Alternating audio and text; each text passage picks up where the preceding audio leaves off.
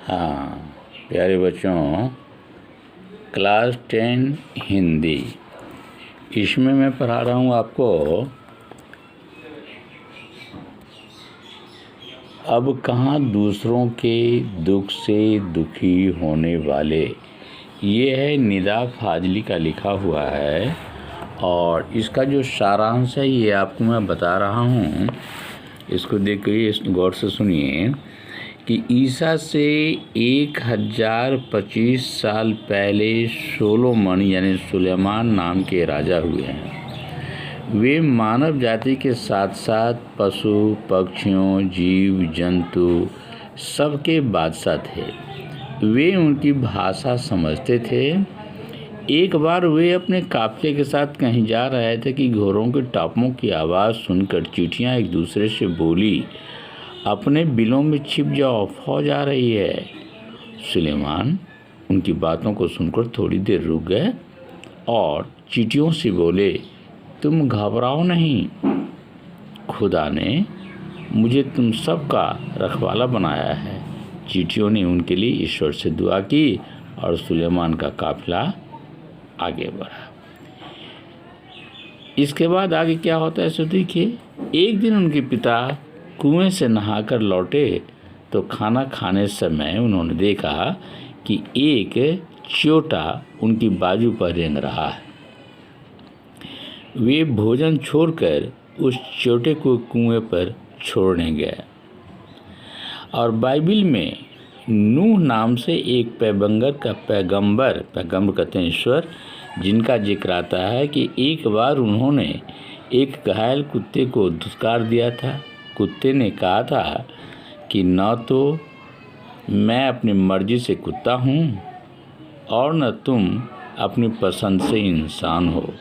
इस घटना का उस पर बहुत ही गहरा असर हुआ था। युधिष्ठिर का साथ भी अंत तक कुत्ते ने ही दिया था।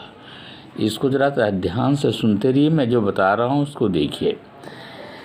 जब से ये संसार अस्तित्व में आई, इसमें प्रकृति के सभी जीवों की बराबर की हिस्सेदारी है, परंतु मनुष्य ने अपनी बुद्धि की दीवारें खड़ी कर दी। पहले सभी लोग आपस में मिलजुल कर रहते थे, परंतु आज जीवन छोटे छोटे डिब्बे नुमा घरों में सिमट गया है। बढ़ती आबादी ने समुद्र को पीछे सरकाना शुरू कर दिया, जंगल कट गए। परिणाम यह हुआ कि मौसम असहज हो गया, कभी वर्षा तो कभी सुखाड़ पड़ना इसी का कारण है। बम्बई में बिल्डरों ने समुद्र को घेर कर जमीन हथिया ली और समुद्र ने अपना प्रकोप दिखाकर सबक सिखा दिया, परंतु मनुष्य मानने को तैयार नहीं है। पुराने लोगों में और नए लोगों में बहुत अंतर है कि ये लोग पुराने लोग प्रकृति प्रेमी थे, लेकिन आज लोग स्वार्थ के वशीभूत हो गए हैं। आज पक्षियों से छुटकारा पाने के लिए घरों में जालियां लगवा लेते हैं, जबकि पहले पशु पक्षियों को लोग आहार दिया करते थे। कहीं कहीं अभी भी ऐसी व्यवस्था है।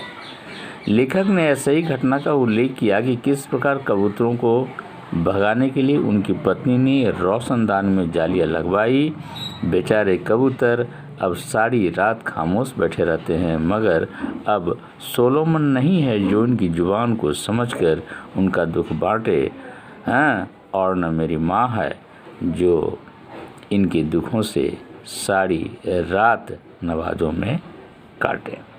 ये मैं इसलिए बताया हूँ आपको कि अब कहाँ दूसरों के दुख से दुखी होने वाले, ये कहानी का शीर्षक है। और इसी के अंतर्गत ये बात बता देना पड़ा कि मनुष्य इतना स्वार्थी हुआ नहीं करते थे, लेकिन आज हैं स्वार्थी कौन कहे। आज तो समझता है कि सारे दुनिया के बादशाह हम बन जाए और सब लोग मर जाएं तो हमें कोई भी फर्क नहीं पड़ता।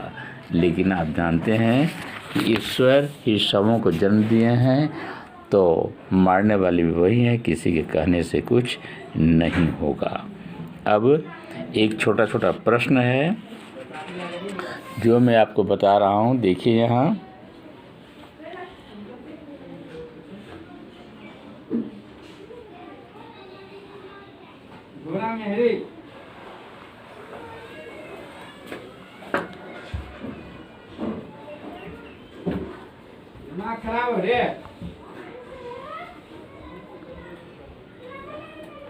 बड़े बड़े बिल्डर समुद्र को पीछे क्यों धकेल रहे थे? तो इसका जवाब है, बड़े बड़े बिल्डर समुद्र को पीछे धकेल कर उसकी ज़मीन हथिया रहे थे ताकि वे वहीं पर अपनी बड़ी बड़ी इमारतें खड़ी कर ढेर सारा धन कमा सके। दूसरा प्रश्न है कि लेखक का घर किस शहर में था?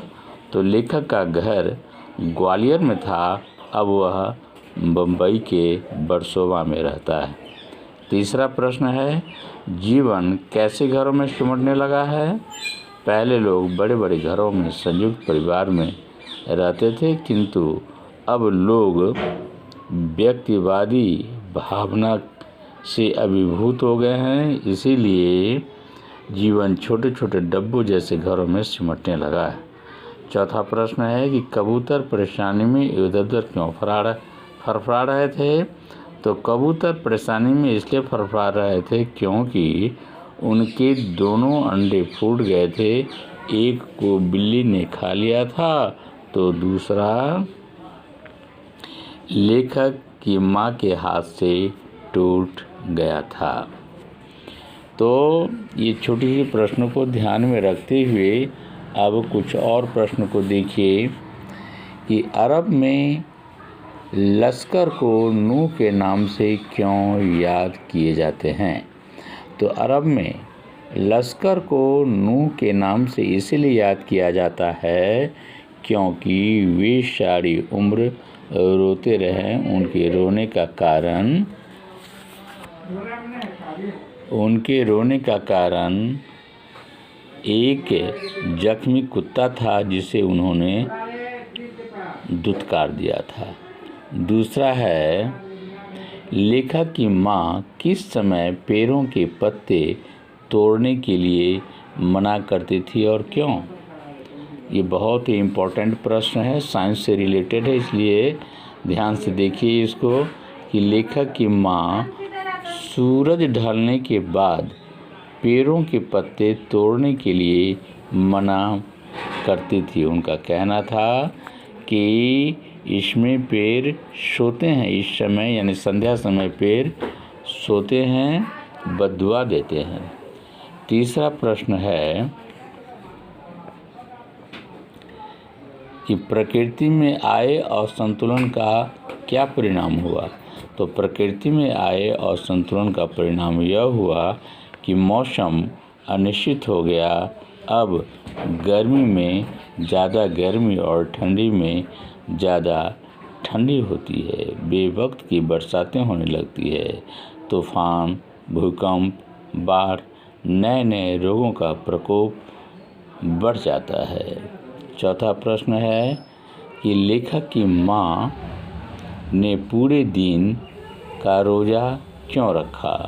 तो लेखक की माँ कबूतर के एक अंडे को बिल्ली की पहुँच से दूर करने के लिए स्टूल पर चढ़कर सुरक्षित स्थान पर रखने की कोशिश की कि अंडा उसके हाथ से गिरकर टूट गया। इसके प्रायश्चित में उन्होंने पूरे दिन का रोज़ा रखा। अब देखिए क्वेश्चन नंबर 5, लेखक ने ग्वालियर से बम्बई तक किन बदलावों का महसूस किया? तो समय के साथ साथ लेखक ने अनेक बदलाव महसूस किए। जहाँ पहले हरियाली थी, पशु पक्षी उन्मुक्त विचरण करते थे। उन जंगलों को काटकर चौड़ी करके और मानव बस्तियां बना दी गई। आज मनुष्य आत्म केंद्रित हो गया है तथा भावनाएं समाप्त होती जा रही है। छठा प्रश्न है,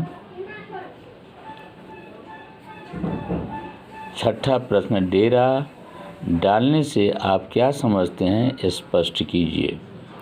तो देखिए, डेरा डालने का आशय है कि अस्थायी रूप से बसना। अक्सर खानाबदोश जातियाँ डेरा डालकर रहती है क्योंकि उन्हें अस्थायी घर नहीं होता। और लास्ट प्रश्न है कि शेख अय्याज के पिता अपने बाजू पर काला चीटा रेंगता देखकर भोजन छोड़कर क्यों उठ खड़े हुए?